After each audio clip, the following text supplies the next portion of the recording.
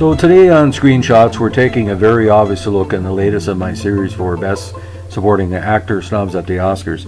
Although Sean Connery won for The Untouchables later on for Best Supporting Actor, I think the momentum towards that victory came from the movie I'm about to describe. Now, the movie Highlander is basically best be described as a fantasy action-adventure film, and it chronicles the climactic battle between immortal warriors who use swords a la Conan the Barbarian to present their battles.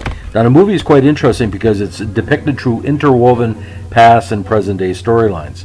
In the modern day, backed by a great soundtrack by Queen, the Christopher Lambert character Connor McLeod, we find out quickly he's an immortal, and he basically uses his immortality to hide the fact that there will be an upcoming battle between all the remaining warriors for the ultimate prize, which is basically a rule of the earth in either white magic, like Christopher Lambert seems to embrace, or black magic, as to the Clancy Brown evil character. Clancy Brown, great actor, known for Starship Troopers and other performances.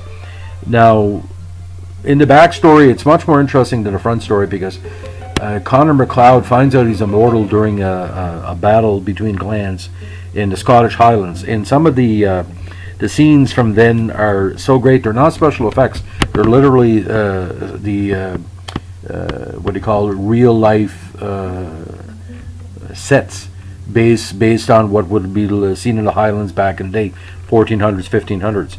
Now, what's weird about this, because the warriors can only be killed by decapitation towards the final battle or the quickening, they are very adept at swords play. Now, we find out in the backstory that Connor is trained by James Bond, Sean Connery. Connery shows up as Ramirez, almost a person is destined to train the Connor McLeod character in swords play, so his white magic can be extended into immortality in a good way. Now, the New York City locations are great in the front story, but the backstory, when Sean Connery is training Connor underwater, training him the importance of using the sword in the best way, the fact that he's immortal and he cannot have children with his lady love and he has to see her die while he never changes, is quite sad. But the Queen soundtrack, again, is so dramatic and so romantic. It's some of Freddie Mercury and Brian May and the rest of the boys' best work, in my opinion, from the 80s. Now, what was weird about this, it never made back its initial $90 million investment.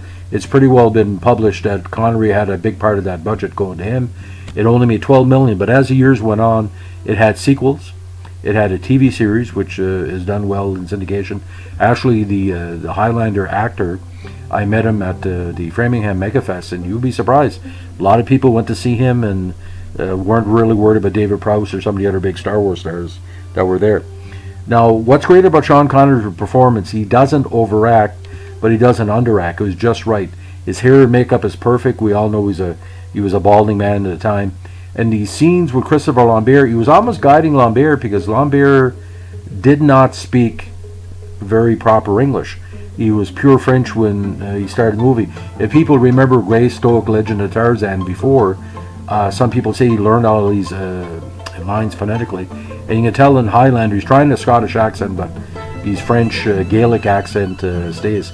But I would love to know behind the scenes how Connery guided Lambert in the performance.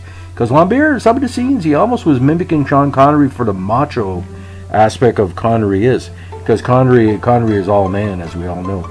So if you have a chance to see this on DVD, there's a director's cut, there's an extended version. Sometimes the uncut version shows up on television.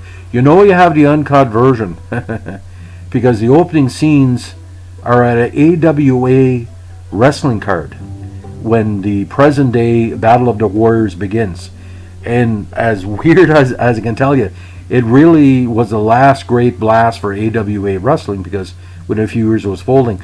But to have pro wrestling lead off a movie like this, it's kind of ironic because it fits. Because in all type of cheesy movies, you could have the right amount of cheese, and this is a cheesy movie. But one thing I must say, though, it has aged well. When I saw it at the drive-in, it held up back then. It still holds up. But it's not a woman's movie. I tell you right now, it's a man's movie. Because you get Lambert, Connery, Clancy Brown, the famous scene when he's in the church, when he's intimidating the priests and the nuns, when he says, better to burn out than to fade away.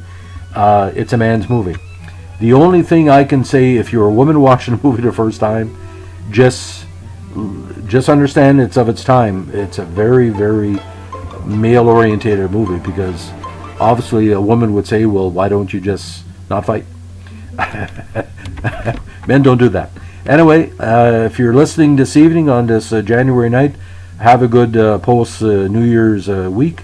And as we like to say in the Highlander universe, there can only be one. Have a good one. Bye.